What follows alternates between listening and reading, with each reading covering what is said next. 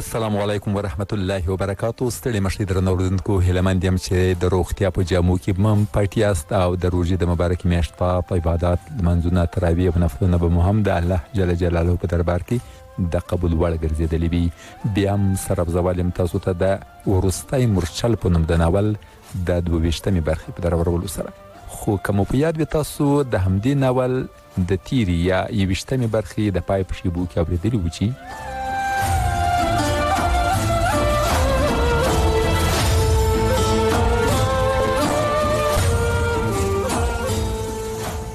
د خوارزمشاه زوی جلال الدین ویل: ای پلاره، زه له بې غیرتو سره د ژوند تېرولو پر ځای له مېړنیو سره مرګ غوره ګڼم. مرګ هغه ولس چې ستا د تخت لپاره یې خپلې وینې بهولې، نن هغه زما وینو او خولو ته اړتیا لري.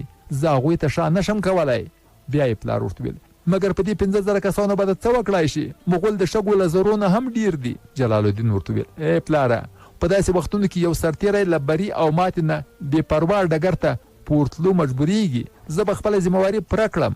بری او ماته د خدای جل جلاله په لاس کې ده، خو پر ژوند پر ماته اعتراف کول د یو مسلمان له شان سره نه ښایي. پلاره، زما پر دې هم باور ده چې که زه دغه 15,000 تنه پوځ ته د مېړنیو مرګ ورزده کړم، نو ټول قوم به ژوندی او راپاڅي. ته مصر ته ولاړ شه، زما دا خزانې په کار نه دي. زه به په نش ډبرې وتړم او بدن به په زړوکو پټ کړم، وبه جنګېږم، او زما باور دی چې ولس به را سره ملګری شي.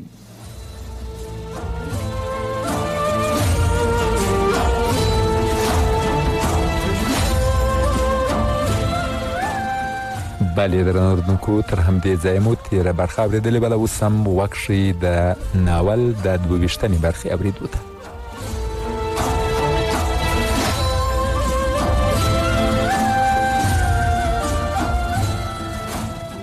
خیر، کله چې جلال الدین خپل پلار ته وویل چې زه به په نس ډبرې وتړم او بدن به په زړوکو پټ کړم، وبه جنګېږم، او زما باور دی چې ولس به راسره ملګری شي، نو له هغه نه وروسته جلال الدین آس را وګرځو او پنده یې کړ. په دې وخت کې پلار ورته ویل چې جلاله ودرېږه، ما دلته مه پرېږده، دلته زما هېڅوک نشته، ما له ځانه سره بوزه. جلال الدین آس ودراوه، ویې ویل: راځه. پلار یې ورته ویل: چېرته؟ د ازادۍ په لټه پسې، په مرګ پسې. پلار یې وویل: نه نه نه زویه، زما خبره واوره، موږ له مغولو سره نشو جنګېدی. جلال الدین ورته ویل: ای ستا حکم ماته د خدای جل جلاله له حکم نه معتبر نه دی. زموږ لارې او هدفونه سره بیل دي. خدای په امان پلاره. خیر، څو ورځې وروسته خوارزمشاه ته چا خبر راوړ چې تاتاریان راغلل او هغه د خضر بیرې یوې جزیرې ته پناه یوړه او بیا همالته په نومورو کې ومړ. د مغولو سیلاب د ترکستان، خراسان او ایران پراخ میدانونو ته مخه کړه. د اور او وینو د دغه توپان په مخ کې غرونه، سیندونه او کلاګانې هیڅ هم نه وي. په شمال او لویدیځ کې د مغولو د سیلاب څپې د خوارزم له هېواده تېرې شوې او د نیپار د سیند څنډو ته ورسېدې. د چنګیز خان یو زوی په روس کې د مسکو دروازې ورټکولې، بل زوی په ختیځ اروپا کې وړوکي پادشاهي تر ناتار لاندې راوستې وي. خو د خوارزم په پراخ هېواد کې تر اوسه یوه نه ماتېدونکې مورچه پاتې وه. د سیلابونو توندې او ګړندۍ څپلۍ څو ځلې پرې وراوښتې وي، خو هغه یې ونه لړزولی شوه. د خوارزم په ایرو کې لا تر اوسه یوې سپرغۍ لمبې وهلې او چنګیز خان دا خطر احساساوه چې که یې دغه سکروټه مړه نه کړه، نو د ایرو دغه انبار به یو وخت یو اور غورځونکی غر شي. دغه اوسپنیز کمر او دغه بله سپرغۍ جلال الدین و جلال الدین، د یو بېزړه پلار مېړنی زوی جلال الدین. هغه له هغو کسانو څخه و چې په ژوند یې ماته منل نه پېژندل، او چې د ماتې او بري څخه بې پروا جګړه کوي، او چې د سمندر د ژبرتوب پروا نه کوي او پکې ورښکته کیږي. جلال الدین د سرتیرو د ګوتو په شمیر یو ډلې سره څو ځلې له مغولو سره مقابله وکړه. هغه به چې په یوه ځای کې ماته وخوړه، وبه ووت، او دویمه ورځ به اورېدل کېدل چې 30-40 میله لرې د خپل هېواد کوم له لاسه وتلی ښار بیرته نیولی دی. کله به له هغه سره 15,000 تنه سپایان وو، کله 500 او کله بیا له 500 نه هم لیگ. خو هغه به جنګېده. د وږي زمري په څېر به یې له شا یرغل راوړ، د شاین په څېر به یې د مخې پر لښکر حمله وکړه او تاتاریانو به ورته کتل. دوی به د سترګو په رپ کې په کوم غره او یا ځنګل کې الوینه شول. د شپې مهال به د هغه سپرو د مغولو په چوڼۍ حمله وکړه او د سترګو په رپ کې به یې د بلو مشالونو په واسطه سلګونو خیمو اور واخیست. هغه د تاتاریانو د بېشمېره لښکر نه ویرېده. پر فتح شوو ښارونو او کلیو د مغولو د تیرویو او ظلمونو داستانونو او نکلونو د ده حوصله ماته نه کړه. د جنوب د ښارونو اوسیدونکو چې د بخارا، سمرقند او نورو ښارونو پر خلکو د مغولو د ظلم داستانونه واورېدل، زیاتره اوسیدونکي ګاونډیو هیوادونو ته په هجرت اړ شول. د عراق، شام یعنی سوریه، افغانستان او مصر په لوري تللیو لارو پر سر په لکونو کډوال له لوږې مړه کېدل. شتمن خلک د محمد شاه د لومړۍ ماتې د خبر له اورېدو سره ګاونډیو هیوادونو ته مهاجر شوي وو، خو د څو نورو ښارونو له فتحې وروسته چې کله د ټولو پر دې باور شو چې مغول کوم داسې نارینه سړی ژوندی نه پرېږدي چې توره اوچتولی شي، نو غریبو او بېوسه خلکو هم خپل کلي او ښارونه پرېښودل. دغو قافلو او لارښوونکو ته یې ډېرو لیګو ته دا معلومه وه چې د دوی هدف کوم ځای دی، خو دوی بیا هم روان وو. له شمال ختیځ نه د مغولو یرغلونو دوی د جنوب لویدیځ په لور خوځولي وو. کومې قافلې به چې له مغولو سره مخ شوي، په هغوی کې به له څو ښځو پرته ټول وژل کېدل.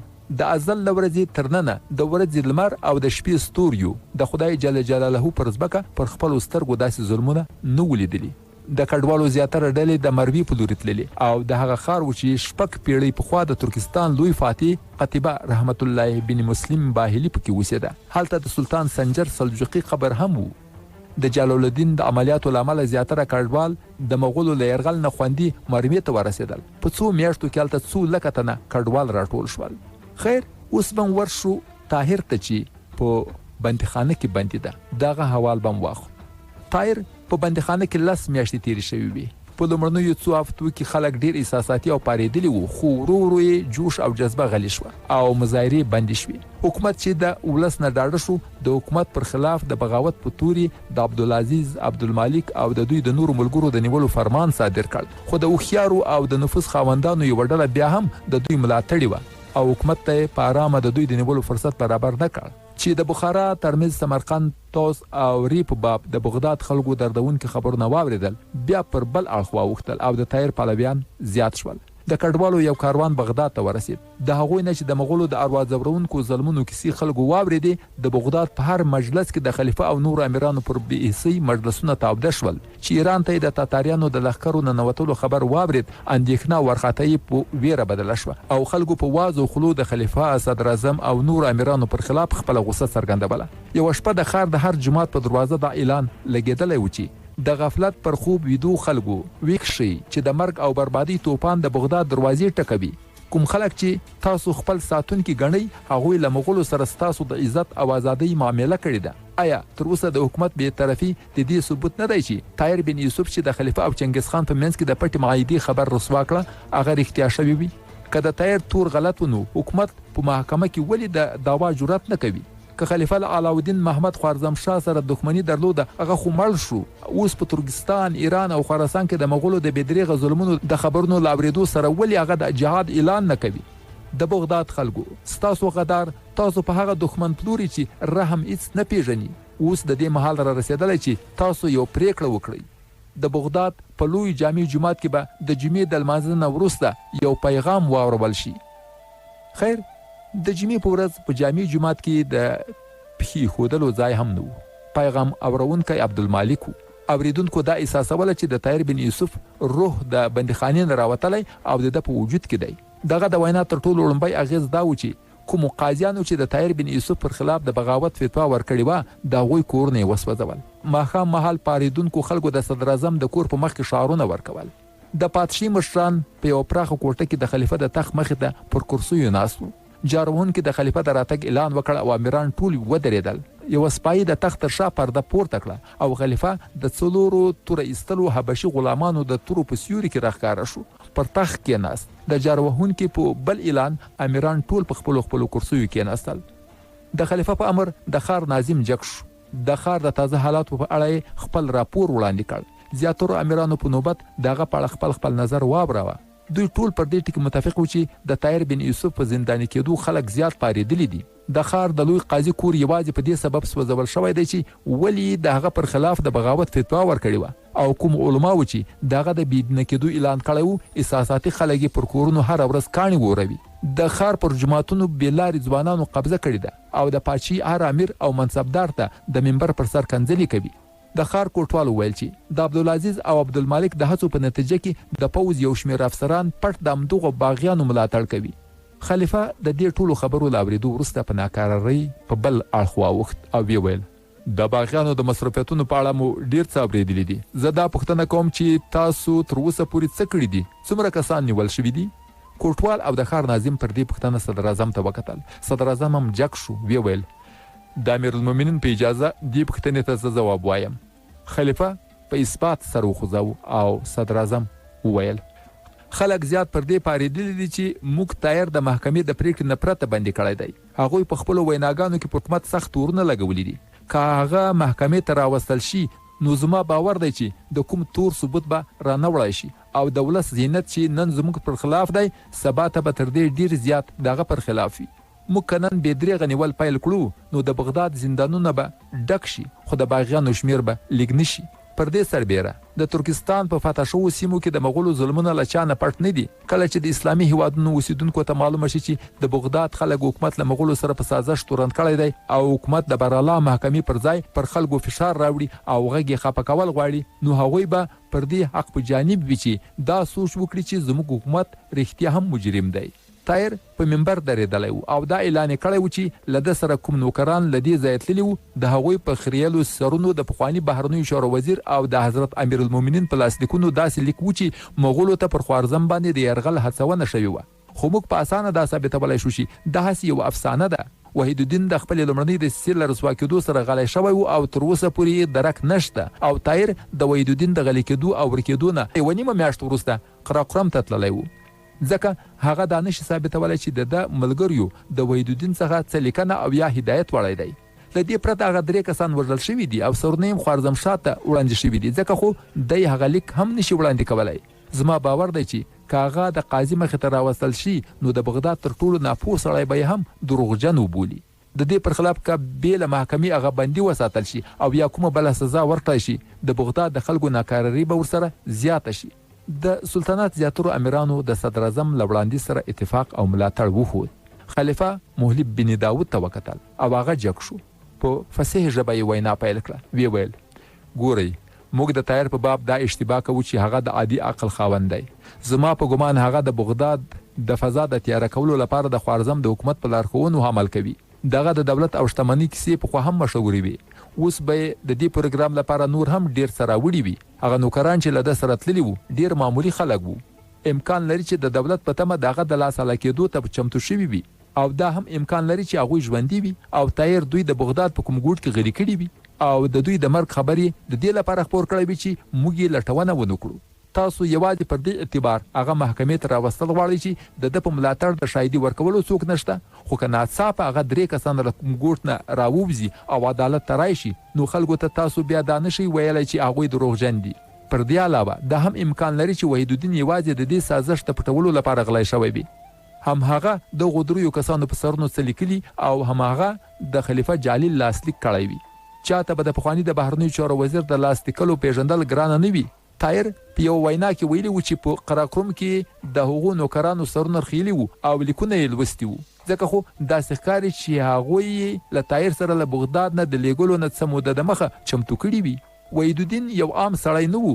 هغه د حکومت یو مهم غړی و. که په محکمه کې د هغه ګناه ثابته شي نو ولس به موږ ټول ذمهوار وګڼي. ځکه خو محکمې ته د هغه راوستل له خطره خالي نه ګڼم. که موږ له عقل نه کار واخلو دا ټولې ستونزې حل کېدای شي. حضرت امیر المؤمنین او د درناوي وړ صدر اعظم دی ما ته اجازه راکړي زه دوی ته یوازې یو ځانګړی وړاندیز لرم. خیر خلیفه مازدیګر مهال صدر اعظم او مهلب ته دا زیرېدو وویل او نور مجلس یې ړنګ کړ. مازدیګر مهال چې کله صدر اعظم د خلیفه د ماڼۍ دروازې ته ورسېد نو د ښار ناظم او مهلب ترې راووتل. د صدر اعظم د پوښتنې په ځواب کې مهلب وویل چې زه خلیفه له وخته وړاندې وروبللم او ما خپل وړاندیز هغه ته وکړ.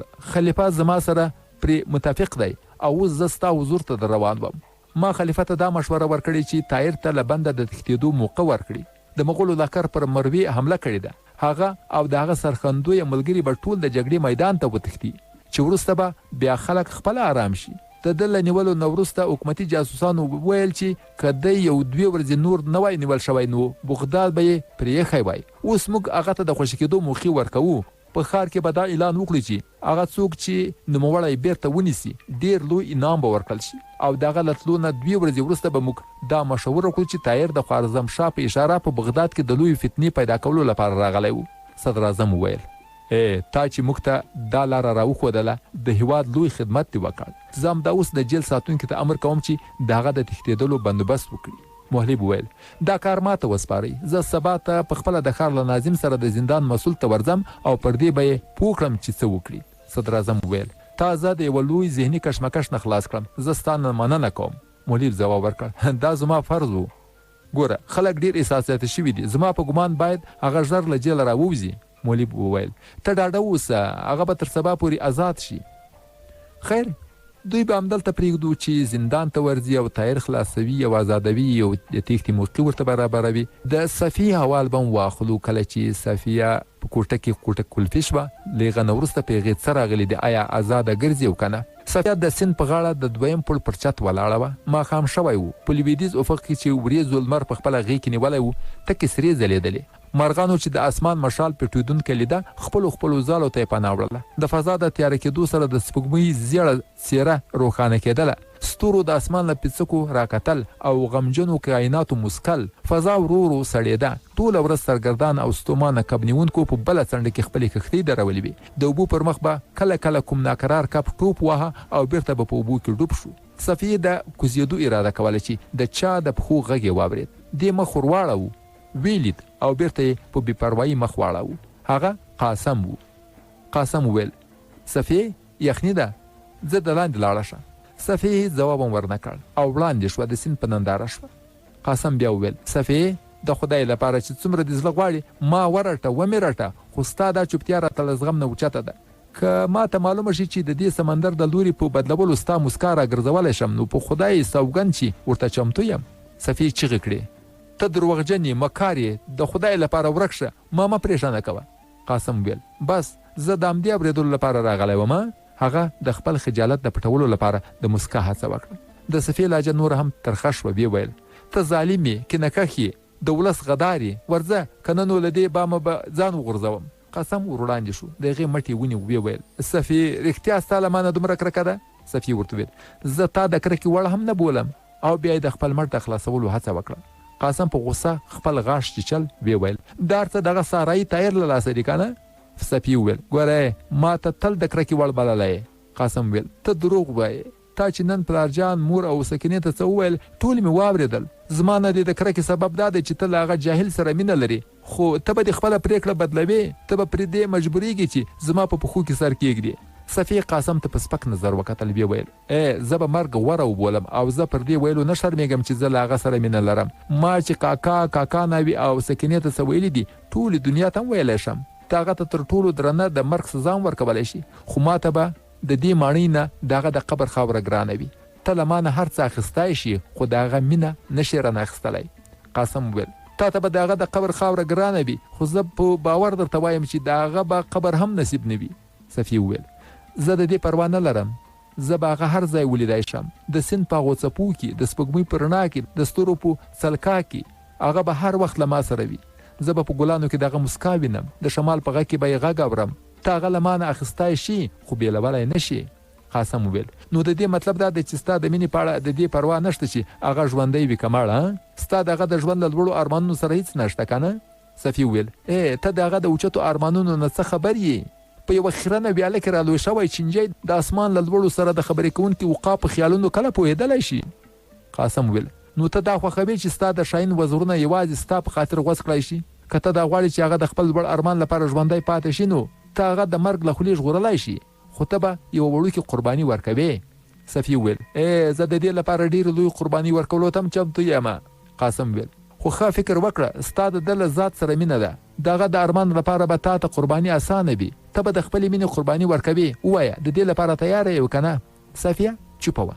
قاسم بیا ورته وویل ووایه ولې چوپه یې؟ زه نن ستا د ازمویښت لپاره راغلی یم، غوږونه دې ښه خلاص کړه، واوره دغه د وژلو پرېکړه شوې ده، خو ستا یوه ژمنه دغه ژوند ژغورلی شي. زه هغه ته له زندانه د تښتېدو موقع برابرولی شم، د ترکستان او یا بل هېواد ته تلای شي او د خپلو لوړو ارمانونو لپاره ژوندی پاتې کېدای شي. صفیه لږ نرمه غوندې شوه. ویې پوښتل د دې په بدل کې ته له ما نه څه ژمنه غواړې؟ قاسم وویل ته به له ما سره واده کوې، بس خلاص. دواړه لږ ځنډ یو بل ته وکتل. د صفیې په غوږونو کې د طاهر دا خبرې کړنګېدلې چې ورته ویلې ول چې ته په یوه شانداره ماڼۍ کې اوسې هم خپله ساه بنده ګڼې، خو په ترکستان کې ستا په زرګونو داسې خويندې دي چې تر دې اسمان لاندې د سرپټولو ځای نه لري. اوس تر تا زیات هغوی زما د پاملرنې حقداري دي. د مسلمانانو هغه بدنصیبه لورانې په عراق، مصر او د عربو نورو په امن ښارونو کې اوسیدونکو خویندو ته په چغو وایي چې که ستاسو ورونه، میړونه او دوستان زموږ مرستې ته رارسېدای شي نو د خدای لپاره لاره یې مه بندوئ، راپرېږدئ چې راپسرای شي. په دې وخت کې صفي یوه ژوره ساه واخیسته، ویې ویل زه ژمنه کوم خو زما ستا پر خبرو باور نشته، له زندان نه راخلاصول ستا د وس خبره هم نه ده. قاسم امیدوار شو، ویې ویل ته ډاډه اوسه، هغه به ډېر ژر خلاص شي. صفیه سر تر پایه عذر او هیله شوه، ویې ویل قاسمه زما سره چل مه کوه، اسلامي نړۍ هغه ته ډېره اړتیا لري، که ته ما نشې بخلی نو په خپلو لاسو مې زندۍ کړه. په دنیا کې زما وجود او نه وجود برابر دي، خو د هغه مرګ ښایي د سلګونو انسانانو مرګ وي. قاسم ځواب ورکړ ته به ډېر ژر واورې چې هغه خوارزم ته ورسېد، راځه چې ښکته شو. صفیه له هغه سره روانه شوه. دا چې کوټې ته وردننوته، سکینې ورته ویل چې چېرته ورکه وې، ډوډۍ ساړه شوه. صفیه د ځواب ورکولو نه پرته په بستره وغځېده او په بالښت یې مخ کېښود او په سلګیو شو. سکینې راجګه کړه، ورته ویې ویل صفیې په تا څه وشول، ووایه، د خدای لپاره ووایه. خو صفیې د هغې لاس وڅانډه، ورته ویې ویل چې سکینې لاړه شه، ما یوازې پرېږده. خیر ماښام مهال د بندیخانې په انګړ کې دننه د بندیخانې د ساتونکي د کور په یوه کوټه کې محلب، د ښار ناظم او د زندان مسؤل ناست و. د ښار ناظم له محلب نه وپوښتل که نن هم هغه ډوډۍ ونه خوري نو محلب ورته ویل نو سبا ته به خامخا وخوري. د زندان مسؤل وویل زما په نظر خو وحیدالدین هم لیک خطرناک دی، زه بیریږم چې زموږ پر میږونو تور ثابت نشي، نو ځکه خو زه غواړم چې هغه هم د زندان له ژونده خلاص کړی شي. مولوي وویل دغه په باب به وروسته ګورو. یو سپای دننه وردننوته او مولوي ته یې وویل چې قاسم له تا سره لیدل غواړي. مولوي حیران شو، ویل قاسم رای وله. قاسم چې راغی په شاکي لهجې وویل چې له ځنډه یې لټوي. مولوي ترې وپوښتل تا ته چا وویل چې زه دلته راغلی یم؟ قاسم ویل ما ته ستا له کوره معلومه شوه چې د ناظم سره راغلی، د ناظم له کوره د دې ځای درک را معلوم شو، زه یوازې له تا سره دوې خبرې لرم. مولوي ناظم او د زندان مسؤل ته اشاره وکړه. هغوی دواړه جګ شول او بلې کوټې ته لاړل. قاسم په یو کرسۍ کېناست. مولوي ترې وپوښتل تا اندېښمن معلومېږي، ووایه خیرت خو به وي؟ قاسم ویل زه له تا نه یو پوښتنه کوم. ښه پوښتنه کوې، ووایه څه پوښتنه؟ قاسم ویل د پلارجان له خولې راته معلومه شوه چې ته طاهر ته د تښتېدو موقع ورکوې که نه؟ مولوي ویل دا صحیح ده خو ته دا خبره چاته مه کوه. قاسم ویل زه د یوه دوست په حیث پوښتم چې آیا ته رښتیا داسې کوې؟ مولوي ویل دا بالکل صحیح ده، خو که ستا دا خبره خوښه نه وي نو پرېکړه بدلولی هم شم. قاسم ځواب ورکړ نه بلکې زه غواړم چې دا پرېکړه بدله نه کړی شي. مولوي مسکل ویل ولې ته په خپل ضمیر څه باور احساسوې؟ قاسم وخندل ویل زما سره د بوج احساسولو ضمیر نشته. مولوي ویل زه د داسې ضمیر له ستاینې نشم تېرېدلی، خو ما ته ووایه چې ته داسې خطرناک سړی ولې ازادول غواړې؟ که هغه خلاص شي هم زما او ستا دښمن به وي. قاسم ویل نو د دې مطلب دا دی چې ته هغه. مولوي ویل ګوره ته ویرېږه مه، که ستا دا خوښه وي چې هغه دې ژوندی وتښتي نو زه د خپلې خوښې پر خلاف هغه ته د تېښتې مقیم برابروم. قاسم ویل زه تا ته یو بل زحمت درکوم. مولوي ویل که زه د خپل دوست لپاره څه وکولی شم نو پرې آرام به شم. قاسم ویل زما کومه خبره له تا نه پټه نه ده، ته پوهېږې چې زما له صفیې سره واده کېدونکی دی او طاهر هم موږ د هغې په مخ کې ونیو. د هغې له طاهر سره یوازې پر دې مینه وه چې هغه د اسلام یو لوی خدمتګار دی. اوس هغه پر ما بدګمانه ده، که ته زما مرسته وکړای شي نو دې ته دا باور ورکولی شو چې د طاهر په خلاصېدو کې زما ډېر لاس و او تا زما د دوستۍ په سبب خلیفه ته دا وړاندیز کړی و چې ښایي د هغې زما پر خبره باور راشي.